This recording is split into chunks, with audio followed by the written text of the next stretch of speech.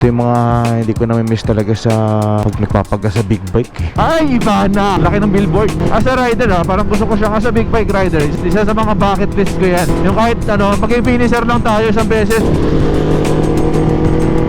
They make sure na tama yung tire pressure mo, malinis yung chain mo bago kayo umalis. Sabi ko nga parang sobrang may kakaibang feeling na hindi ko ma-explain, hindi ko matumbo kung ano yung feeling sa Ducati. Oh, pogi oh!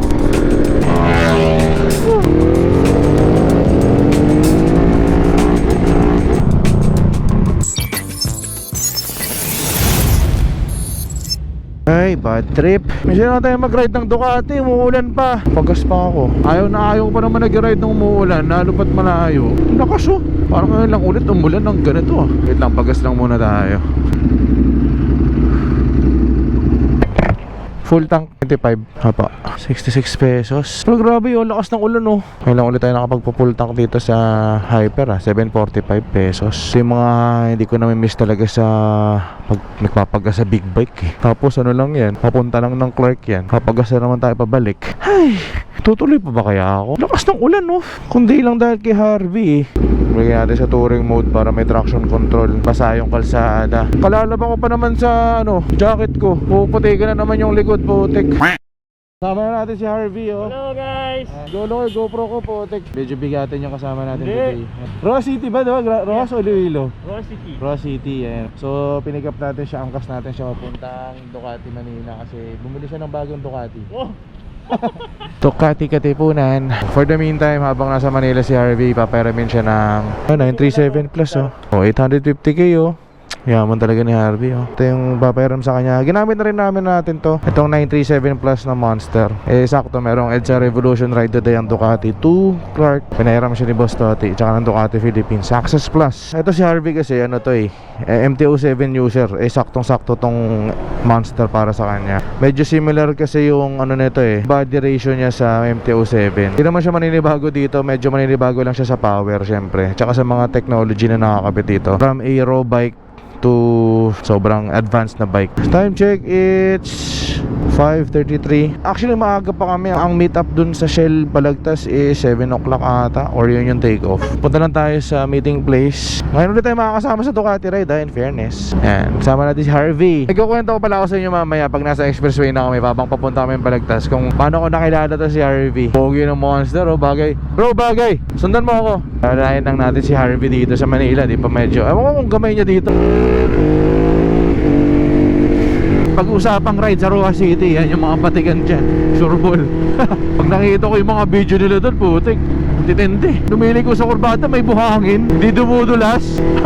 Sana makaano tayo doon, one time matry natin yung daan nila doon. First time ko ulit mag-NLEX guys, after a very very long time. Pwede ko nagkakamali, yung huling expressway natin, yung gamit ko pa yung Multistrada, kasama natin yung Multistrada Owners Group.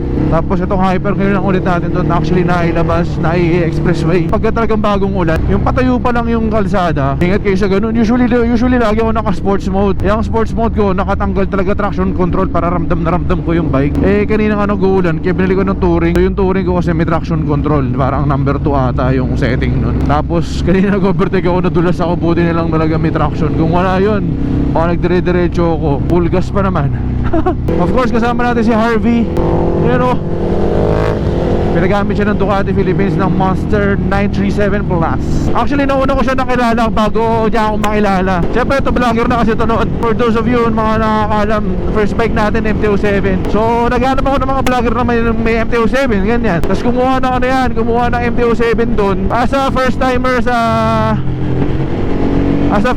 sa big bike or bumili ng brand new na bike, gusto ko lang ma-feel yung vibe ng bumibili ng big bike sa kasa. So isa sa mga nakita kong video to yung kay Harvey. So paulit-ulit ko pinanood yun kasi minamanifest ko talaga na magkaka-big bike ako, and minamanifest ko yung feeling ni Harvey doon kasi first time din niya ng bike doon Tapos ang pinili nga niya MT-07. From showroom to activation, yun talaga pinapanood ko yun hanggang sa nasusubaybayan ko na to si Harvey doon.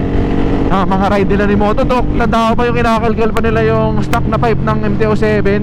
Actually gusto ko gawin sa yun para mukhang stock lang tapos may tunog. May times pa talaga na gusto kong ipadala yung stock pipe ko sa kanila para magaya ko yung katulad sa kanila.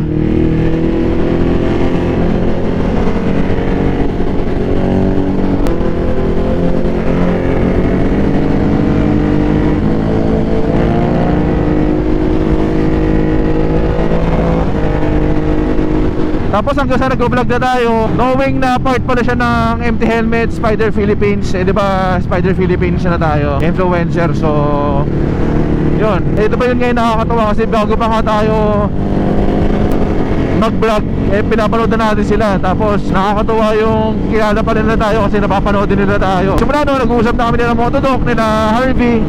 Tapos papadala pa nga ng t-shirt yan. So actually suot natin yun, yung Rev Life. Ito yung mga t-shirts niya guys, yan. Meron silang shopping kung gusto nyo. Maganda yung designs niya. Siya yung may-ari nun, si Harvey.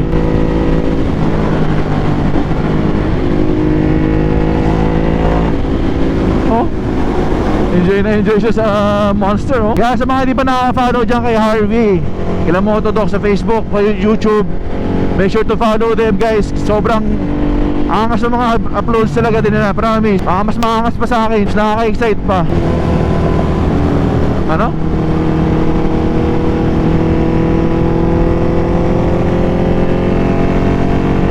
Nakakatapos lang pala ng BIMC. So congratulations sa mga finishers again natin. And nakakalungkot lang dahil madami na ng mga aksidente daw na report. Pero dapat talagang magawa ng paraan niya. Kasi parang nangyayari every time na may event, may nababawas ang buhay. Dapat hindi ganun, dapat nag-enjoy lang eh. Kahit anong gawin kasi ng mga organizers na yan, wala eh, nasa discipline pa rin ng rider kung paano sila paano nila tatapusin yung challenge eh, di ba?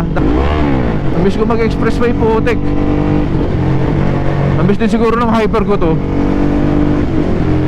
Feel ko kami first to arrive sa meeting place eh. Ay, iba na. Laki ng billboard. Sabi na first to arrive tayo eh. Medyo maaga pa pala. Kamusta ka na? Okay lang. Okay lang?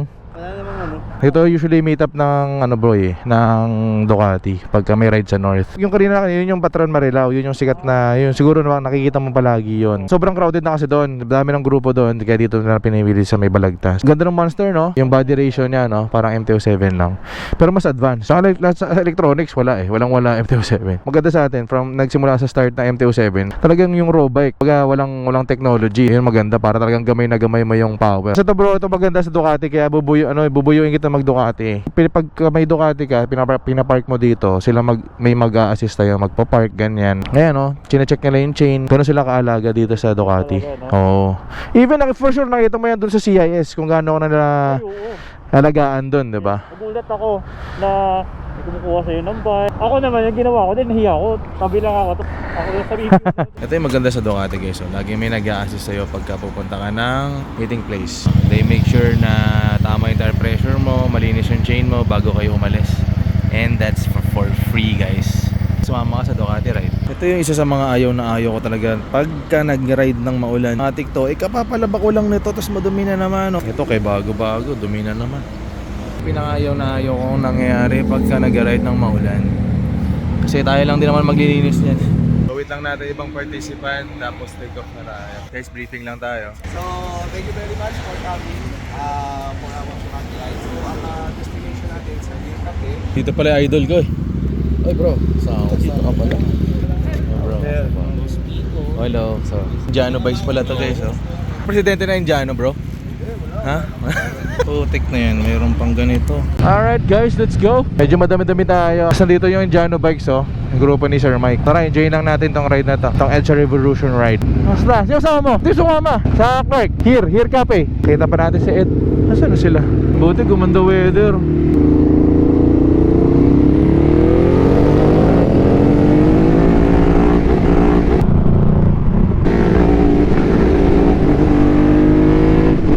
Wiggle yung manubelo ko putik. Muna tayo sa cafe here, or here cafe. Dapat pupunta ako yung best friend ko ngayon kasi nasa Japan pala. Yawa.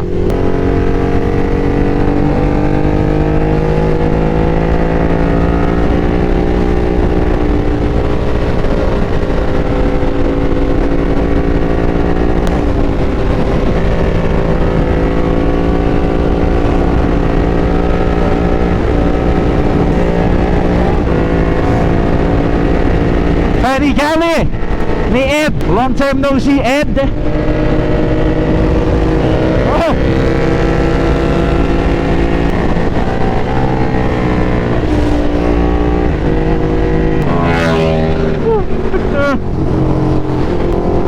No. Hey. Ay,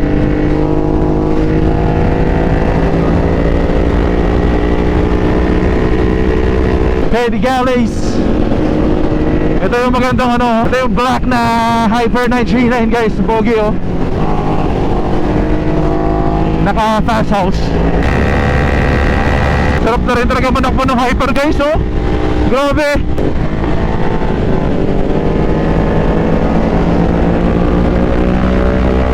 Lakas ng monster.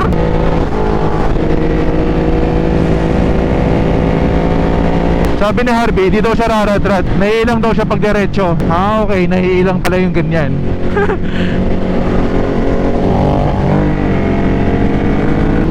Shoutout sa best friend natin nasa Japan.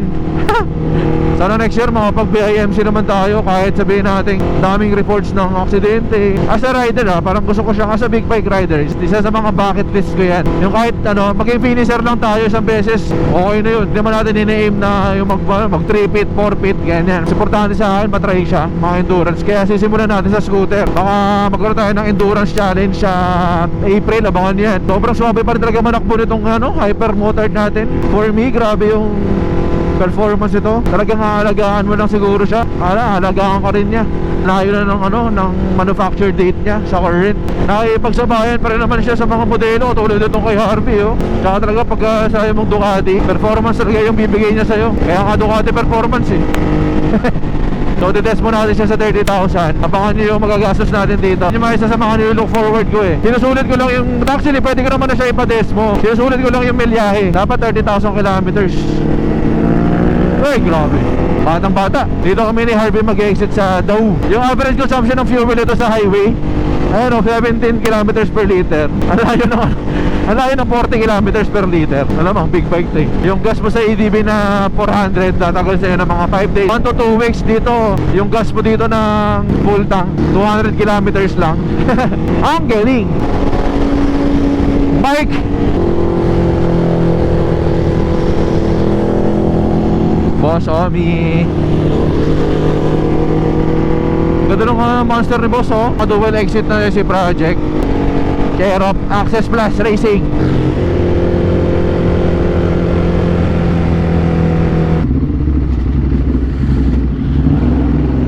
Sabi ni sasabay siya sa amin. May na isang naka-hyper. Shoutout sa'yo bro. Maganda rin dumaan dito para may mga puno tayong nakikita. Ang ganda here.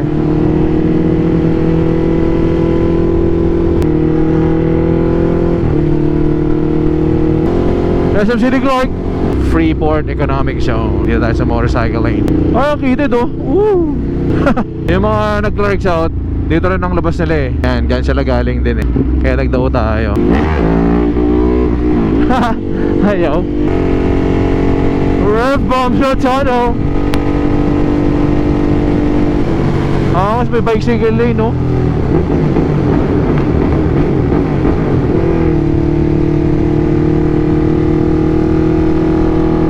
Kita may mga bundok doon oh. Namiss ko pumunta dito talaga. Here na tayo sa cafe here. Here dito sa Here Cafe. What the? Oh, di ba? Angas. Angas oh. Yo. How's the ride bro? Sobrang swabe lang. Kala ko di ka babakbak, bumakbak ka pala. Bakbak na ba yun?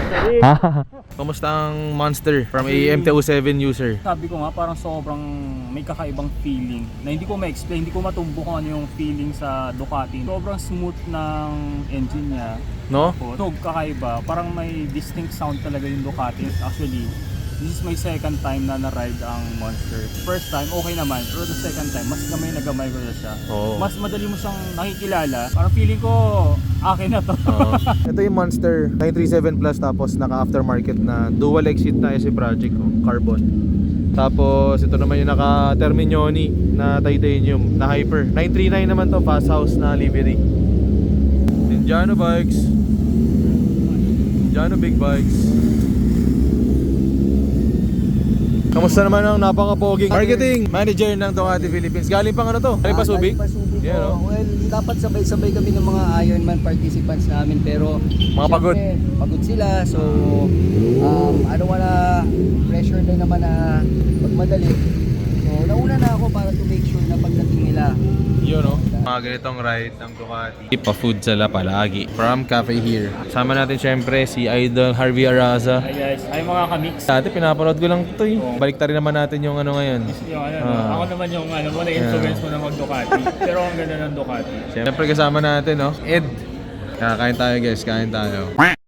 Pauwi na tayo guys. So kasabay natin yung isang Hyper 821. Wala, huli oh. HPG. Ito mga overspeeding siguro to. Sa mga oras na to, alam ko pauwi na yung mga nagsipag Boss Ironman galing Subic. Itong ibang kasama natin, mga galing pang Subic to. Ito si Boss Lorben, no? Ito finisher to guys. Tapos yung daddy ni Yazi nandito kasama natin. Kasabay natin.